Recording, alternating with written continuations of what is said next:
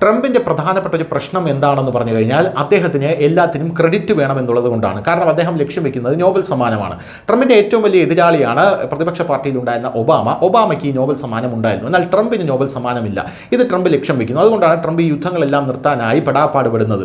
അതിൽ ഏറ്റവും വലിയ യുദ്ധമാണ് റഷ്യ-യുക്രൈൻ യുദ്ധം. ഈ റഷ്യ-യുക്രൈൻ യുദ്ധം നിർത്തുമെന്ന് പ്രകടന പത്രികയിൽ എഴുതി കൊടുത്തിട്ടാണ് ട്രംപ് ജനങ്ങൾക്ക് മുമ്പിൽ വോട്ട് നേടി ഇങ്ങോട്ടേക്ക് വന്നത്. എന്നാൽ ആ യുദ്ധം ട്രംപിൻ്റെ പഠിച്ച പണി 18 നോക്കിയിട്ട് നിർത്താൻ സാധിക്കുന്നില്ല. ട്രംപിൻ്റെ മറ്റൊരു പ്രധാനപ്പെട്ട പ്രശ്നം, ട്രംപ് നടപ്പിലാക്കാൻ ശ്രമിക്കുന്ന കാര്യങ്ങൾ ഒരു സമവായത്തിലൂടെ നടപ്പിലാക്കാവുന്നതേ ഉള്ളൂ എന്നുള്ളതാണ് ഒരു പ്രധാനപ്പെട്ട വസ്തുത എന്ന് പറയുന്നത്. എന്നാലും ട്രംപ് അതിനുപയോഗിക്കുന്ന ഭാഷയാണ് ഈ പ്രശ്നങ്ങളെ കൂടുതൽ സങ്കീർണമാക്കുന്നത്. അതായത് ഭീഷണിയുടെ ഭാഷയാണ് ട്രംപ് ഉപയോഗിക്കുന്നത്. ഈ യുദ്ധം നിർത്തിയില്ലെങ്കിൽ ഞങ്ങൾ നിങ്ങളെ പറപ്പിച്ച് കളയുമെന്നൊക്കെ റഷ്യയോട് പറഞ്ഞു കഴിഞ്ഞാൽ റഷ്യ 2 മിസൈൽ യുക്രൈനിലേക്ക് കൂടുതൽ അയക്കുകയുള്ളൂ എന്ന് ട്രംപിന് ഇതുവരെ മനസ്സിലായിട്ടില്ല.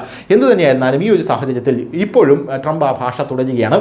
യുദ്ധം അവസാനിപ്പിക്കാൻ പുടിൻ സമ്മതിച്ചില്ലെങ്കിൽ ഗുരുതരമായിട്ടുള്ള പ്രത്യാഘാതങ്ങൾ ഉണ്ടാകുമെന്നാണ് ട്രംപ് പറയുന്നത്. അതിൽ ഒരു പ്രത്യാഘാതം, ഇന്ത്യക്ക് മേൽ 100% താരിഫാണ് ഇനി ഞങ്ങൾ ചുമത്താൻ പോകുന്നത് എന്നാണ് ട്രംപ് പറഞ്ഞത്.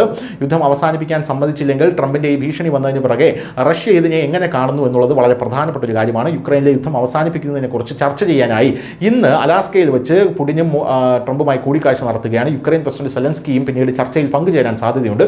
ഈ കൂടിക്കാഴ്ചയ്ക്ക് മുമ്പ് പ്രസിഡന്റ് യൂറോപ്യൻ യൂണിയൻ നേതാക്കളുമായി ഒരു വെർച്വൽ മീറ്റിംഗ് നടത്തി ഫ്രഞ്ച് പ്രസിഡന്റ് ഇമാനുവൽ മാക്രോണുമായി സംസാരിക്കുന്നതിനിടയിലാണ് ഈ കാര്യങ്ങൾ അദ്ദേഹം പറഞ്ഞത്. ഓഗസ്റ്റ് 15 വെള്ളിയാഴ്ചയും അലാസ്കയിൽ നടക്കുന്ന യോഗത്തിന് മുമ്പ് പ്രസിഡന്റ് ട്രംപ് നൽകിയ ചില കർശന മുന്നറിയിപ്പുകൾ പൊള്ളയായിട്ടുള്ള ഭീഷണികളാണെന്ന് സെലൻസ്കി പറഞ്ഞു. യുക്രൈനിലെ എല്ലാ മുന്നണികളിലും പുടിൻ സമ്മർദ്ദം വർദ്ധിപ്പിക്കുകയാണെന്നും അദ്ദേഹം പറഞ്ഞു. കൂടാതെ റഷ്യക്കെതിരെ ഏർപ്പെടുത്തിയ ഉപരോധങ്ങൾക്ക് യാതൊരു ഫലവുമില്ലെന്ന് പുടിൻ പറയുന്നു. അതാണ് അദ്ദേഹത്തിൻ്റെ തെറ്റായ ഭാവം. വാസ്തവത്തിൽ ആ ഉപരോധങ്ങൾ റഷ്യയിൽ ഗുരുതരമായിട്ടുള്ള സ്വാധീനം ചെലുത്തുന്നുണ്ട്. അതിൻ്റെ സമ്പദ് വ്യവസ്ഥ ദുർബലമായി എന്നും ട്രംപ് പറയുന്നു. എന്തു തന്നെയായിരുന്നാലും ഇപ്പോൾ ഈ ട്രംപിൻ്റെ ഈ ഭീഷണിക്കെതിരെ റഷ്യയ്ക്ക് വേണ്ടി ഉത്തര കൊറിയ രംഗത്തെത്തിയിരിക്കുകയാണ് എന്നുള്ള റിപ്പോർട്ടുകളും പുറത്തു വരുന്നു. ഉത്തര കൊറിയ പറയുന്നത്, എന്തിനാണ് ഇത്തരത്തിലൊരു മനുഷ്യനുമായി നമ്മൾ ചർച്ചയ്ക്ക് പോകുന്നത്? അതിർത്തിയിൽ നിന്ന് ഉച്ചഭാഷണികൾ എല്ലാം എടുത്തു മാറ്റണം. അങ്ങനെയുള്ള ഉച്ചഭാഷണികളൊന്നും ഇവിടെ നടക്കില്ല.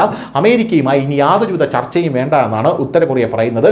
ഉത്തര കൊറിയൻ ഏകാധിപതിയുടെ സഹോദരിയായിട്ടുള്ള കിം യോ ജോങ് ആണ് ഇക്കാര്യം പറഞ്ഞിരിക്കുന്നത്. US ദക്ഷിണ കൊറിയ സംയുക്ത സൈനികാഭ്യാസത്തിലൂടെ നമ്മളെ ഭയപ്പെടുത്തുന്ന കളി ഇത് ട്രംപിന് വിജയിക്കാൻ സാധിക്കില്ല എന്നും അവർ പറയുന്നു. എന്തായാലും പോങ്യാങ്ങിൽ വരുന്ന ഈ റിപ്പോർട്ട് പ്രകാരം അതിർത്തിയിൽ സ്ഥാപിക്കുന്ന ലൗഡ് സ്പീക്കറുകൾ ഉത്തര കൊറിയ നീക്കം ചെയ്യുന്നു. എന്തായിരുന്നാലും റഷ്യയ്ക്ക് അനുകൂലമായി ഈ കാര്യങ്ങൾ പറയുമ്പോഴും ഇത് ഉത്തര കൊറിയയും ദക്ഷിണ കൊറിയയും തമ്മിലുള്ള ഒരു സംഘർഷവുമായി ബന്ധപ്പെട്ടുള്ള അമേരിക്കയുമായിട്ടുള്ള ചർച്ചയുടെ ഒരു ഭാഗമായിട്ട് ഉത്തര കൊറിയ പറഞ്ഞതാണെന്നും നിലവിൽ ഇപ്പോൾ വ്യാഖ്യാനിക്കപ്പെടുന്നുണ്ട്. എന്തായാലും വലിയ രീതിയിലുള്ള പ്രതിഷേധമാണ് ഇപ്പോൾ ട്രംപിൻ്റെ ഈ ഒരു വാക്കിന്മേൽ തൂങ്ങി പല രാജ്യങ്ങളിലും ഉണ്ടാകുന്നത്. ന്യൂസ് ഡെസ്ക് ന്യൂസിൻ്റെ മലയാളം.